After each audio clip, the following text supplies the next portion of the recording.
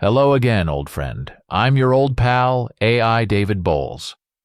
And along with our crackbot AI research team, we're here to imagine a whole new scenario for you on this particular human meme podcast.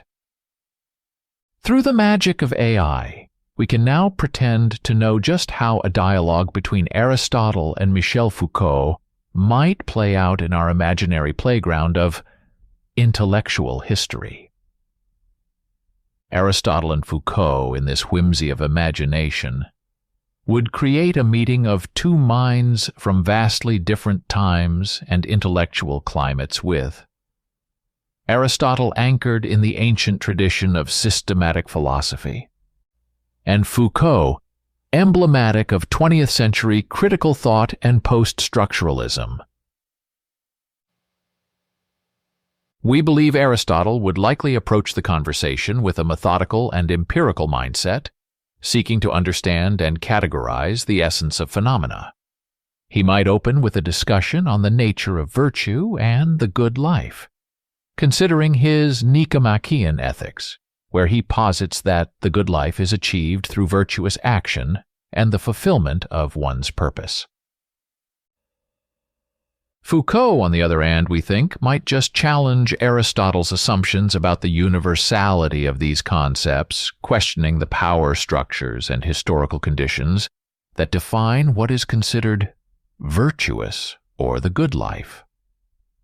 With his historical epistemology, Foucault might argue that what Aristotle sees as natural or essential is in fact a product of specific discursive formations and power relations that have evolved over time. So let's ignite our active imagination with dialogues at the edge of reason, the Aristotelian-Foucauldian confrontation. Well, Foucault, I've had the benefit of reading all about you, and it is my belief that human beings seek eudaimonia, the highest good, which is achieved through the practice of virtue and the fulfillment of their telos, or ultimate purpose. Yet, Aristotle, your notion of eudaimonia is grounded in a teleological framework that assumes a universal human nature. My work suggests that what we consider the highest good is subject to the vicissitudes of history and the complex play of power and knowledge. Interesting. But surely there are universal truths and rationalities that transcend historical context. Our faculties of reason enable us to discern these truths and live according to them. Reason itself is a historical construct. In the order of things, I have shown how each epoch has its own episteme, or structure of knowledge, that determines what is considered rational or true.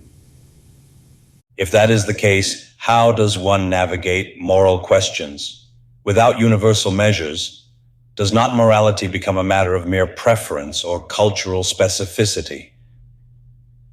On the contrary, it is precisely by recognizing the historical contingency of our ethical systems that we can critically examine them and resist the forms of domination they may impose.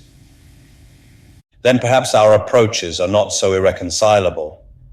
In my ethics, I argue for a form of virtue ethics that requires continuous reflection and adaptation to particular circumstances. And I can appreciate that. However, I would insist that such reflection must also account for the ways in which our subjectivities are shaped by power relations and historical forces beyond our immediate control. You seem to suggest that all our virtues are but the whims of our epoch, mere echoes of society's prevailing power structures. This is unacceptable. Virtue is not so malleable. Courage, temperance, justice, these are not inventions of power, but recognitions of excellence in human character. Your excellences are cloaked in the garb of universalism, but they are far from universal. Look at your own concept of natural slaves, a convenient truth for the society of your time deeply entrenched in slavery. Is that not a clear collusion of power and supposed natural law? You take my arguments out of context, Michel. I speak of virtues as means to an end, shaped by reason and the pursuit of the good life. There is a natural order to things, a way things ought to be, and this we cannot ignore for the sake of argument. And who decides this natural order? Your ought to be is a dangerous prescription that has been used to justify all manner of atrocities and suppressions in the name of nature and reason. Your virtues serve as chains as much as they do keys. I refuse to believe that our capacity for reason and virtue is nothing but a construct of the current system of power. There must be something more, something innate that guides us toward the good. But whose good? Yours? Mine? The good of the colonizer who claims his burden to civilize? Or the good of the patriarch who sees women as naturally subordinate? Your innate guide is a tyrant that wears many masks. You speak of context and power, yet you strip individuals of their agency, reducing them to mere subjects of history and power, denying any possibility of a rational or moral anchor. Without these, we drift in a sea of relativism. On the contrary, I liberate them from the tyranny of essentialism. By unveiling the arbitrary nature of what you call universal, I empower individuals to challenge and change these so-called truths. Agency is found in resistance, not in submission to an illusory order. Yet, without a foundation, what is resistance but a fleeting gesture, sound and fury signifying nothing? Without a compass of virtue, how do we navigate the moral landscape? It is precisely the illusion of a fixed compass that I challenge. Our moral landscape must be navigated with eyes open to the terrain's ever-changing nature, not by gazing at the stars of a bygone era. It seems, Monsieur Foucault, that we have reached an impasse. You dismantle the structures I build. You see chains where I see freedom. If we discard every universal as a mere shadow of power, then on what ground does the philosopher stand? Is he to be forever adrift? Perhaps it is you, Aristotle, who are adrift in an ancient stream, unwilling to sail the turbulent waters of modernity. I do not dismantle to destroy. I dismantle to uncover the possibility of a new edifice, one that is ever conscious of its own foundations. An edifice that is ever conscious of its foundations is perpetually unstable. Some absolutes must be acknowledged, else we find ourselves in an abyss with no moral compass to guide our ascent. Then let us build not on the shifting sands of supposed absolutes, but on the bedrock of human experience, in all its variability. Let us construct a morality not of eternal truths, but of lived realities, a philosophy that breathes with the pulse of life itself.